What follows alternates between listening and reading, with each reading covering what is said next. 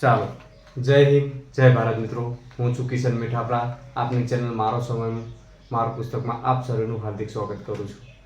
તો આજે હવે ઘણા વિદ્યાર્થીઓની ચિંતા, ટેન્શન, આતુરતા, ઘણા વિદ્યાર્થીઓને આતુરતા હતી કે ચલો મારા 120 પ્લસ થાય છે, 130 પ્લસ થાય છે, 140 પ્લસ થાય છે. એમને આતુરતા હતી કે ક્યારે અમારું રિઝલ્ટ આવી જાય અને ક્યારે અમારું ડોક્યુમેન્ટ વેરિફિકેશન આવે. તો એ દિવસ મિત્રો હવે આવી ગયો છે, બરાબર. જે નપાસ થયા છે એમને ફરી મહેનત ચાલુ કરી દેવી જોઈએ.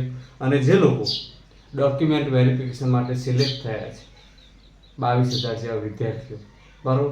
22,000માંથી સમથિંગ 12,000 લેવાના છે, એટલે 10,000ને હજુ નીકળવાનું છે આમાંથી.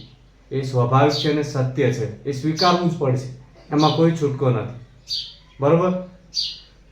એટલે જેવા વિદ્યાર્થી મિત્રો હજુ પણ ફેલ થવાનો ડર છે એ ચિંતા ના કરશો. નવી ભરતી આવે છે, બસ નવી ભરતીની તૈયારીમાં લાગી જજો, બરાબર. સ્વાભાવિક છે, અત્યારે તમે ચિંતામાં છો, ખૂબ ટેન્શનમાં છો. 2-5 દિવસ એવું લાગે તો ક્યાંક ફરવા ચાલે જાઓ, ડિપ્રેશન દૂર કરી નાખો. અત્યારે અંબાજીનો મેળો ચાલે છે, અંબાજી ફરી આવો, બરાબર. દ્વારકા જઈ આવો, સોમનાથ જઈ આવો. ઘણા બધા આપણા ગુજરાતમાં ઐતિહાસિક સ્થળો છે, આપણા ભગવાન માતાજીના મંદિરો છે, ત્યાં આગળ જઈ આવો, બરાબર. બાકી જે રિઝલ્ટ આવ્યું છે તો સહજ સ્વીકારવાનું છે.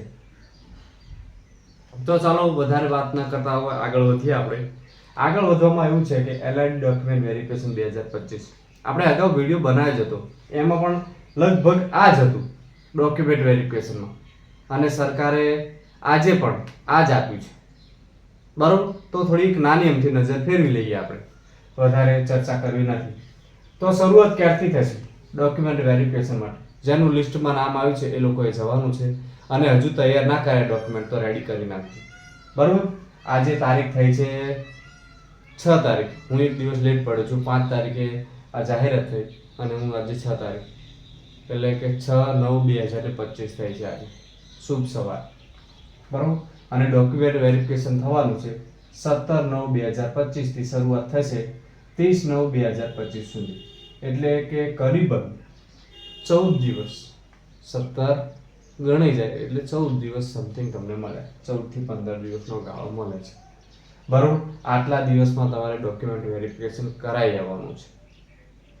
અને હા, એક વાત કદાચ હું ભૂલી ગયો એટલે મારે પહેલાં કહેવી છે કે જે વિદ્યાર્થી મિત્રો સીસી ગ્રુપ એ, સીસી બી, ગ્રુપ બીમાં ફાઇનલ થઈ ગયા છે, ડોક્યુમેન્ટ વેરિફિકેશન થઈ ગયા છે, એમ તમને એવું લાગે છે અમારું ફાઇનલ જ છે અને અમારો હવે ઓર્ડર જ આવવાની તૈયારી છે, તો એવા મિત્રો પ્લીઝ તમે ના જતા ડોક્યુમેન્ટ વેરિફિકેશન કરાવો. કારણ કે તમારી જે જગ્યા છે બીજા વિદ્યાર્થીને મળી શકે એટલા માટે, બરાબર. તમારા માર્ક સારા જશે, સ્વાભાવિક છે. તમે ગ્રુપ એ બીમાં સીસીમાં પાસ થયા હોય સારા માર્ક્સમાં, તો આમાં પણ સારા જ માર્ક લાવ્યા છો, બરાબર. 130, 135, 140 એવા તમે લાવ્યા છો.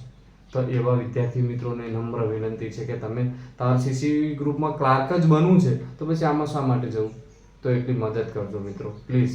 તમે આખા ગુજરાતમાં થઈને 100-200 વિદ્યાર્થી એવા નીકળી જાઓ તો 100-200 ઘરને, આખા 100-200 પરિવારને ખુશી મળી શકે છે, બરાબર.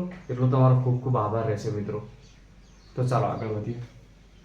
હા, હવે ડોક્યુમેન્ટ વેરિફિકેશનમાં શું છે? લાસ્ટ તારીખ 30/9 છે, 30/9/2025. હજુ ડોક્યુમેન્ટ કોઈએ ભેગા ના કર્યા તો કરી લેજો, બરાબર.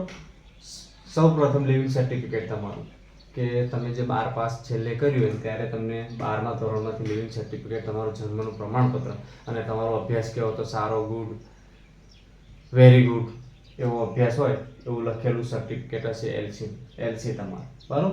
એસટીડી 12નું ગુણપત્રક, એટલે કે તમારું માર્કશીટ 12માં કેટલા ટકા આવ્યા, 50%, 45%.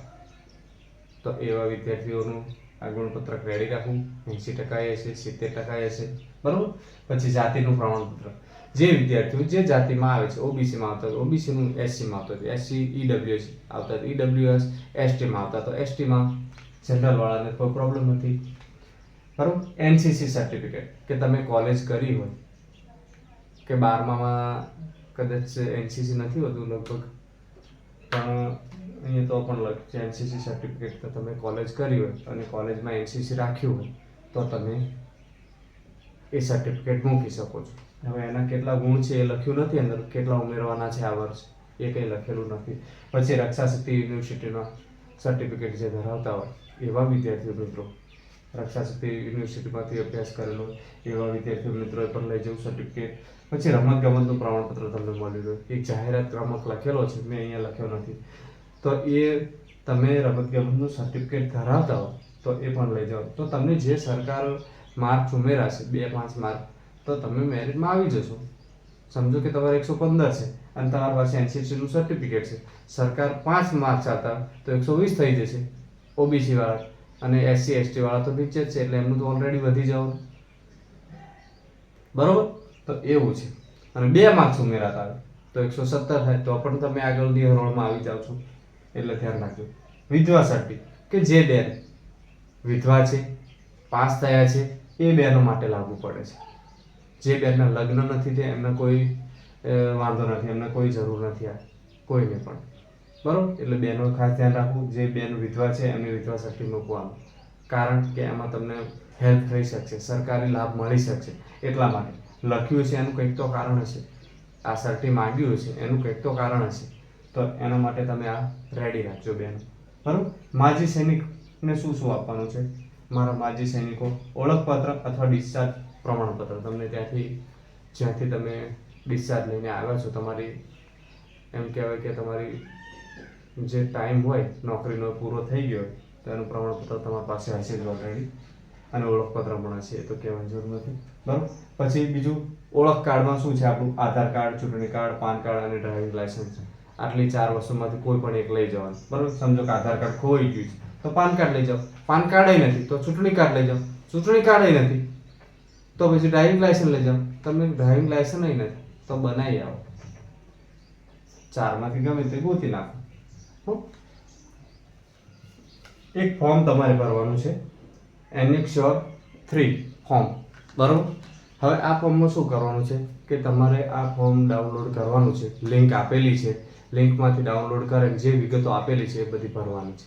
એ ભરીને તમારા આ બધા ડોક્યુમેન્ટ સાથે બિડાણ કરવાનું છે, અને લાઇનસર વ્યવસ્થિત રીતે તમારે બિડાણ જોડાણ કરવાનું છે, બરાબર. આવી રીતે લઈને તમે 17 તારીખે જાઓ, 18 તારીખે જાઓ, 19 તારીખે જાઓ, જે રીતે તમારા કદાચ નંબર આપ્યો છે એ રીતે તમારે જવાનું થશે. તો તમારે એ રીતે તમારા ડોક્યુમેન્ટ વેરિફિકેશન લાઇનસર જવાનું થશે.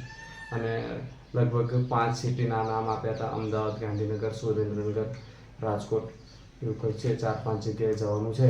તો જેને જે સ્થળ આપ્યું હોય એ જગ્યાએ તમારે ડોક્યુમેન્ટ વેરિફિકેશન કરાવવા જવાનું થશે, બરાબર. હવે બીજી વાત કે જે વિદ્યાર્થી 10,000 નીકળવાના છે, કેટલા? 10,000 નીકળવાના છે.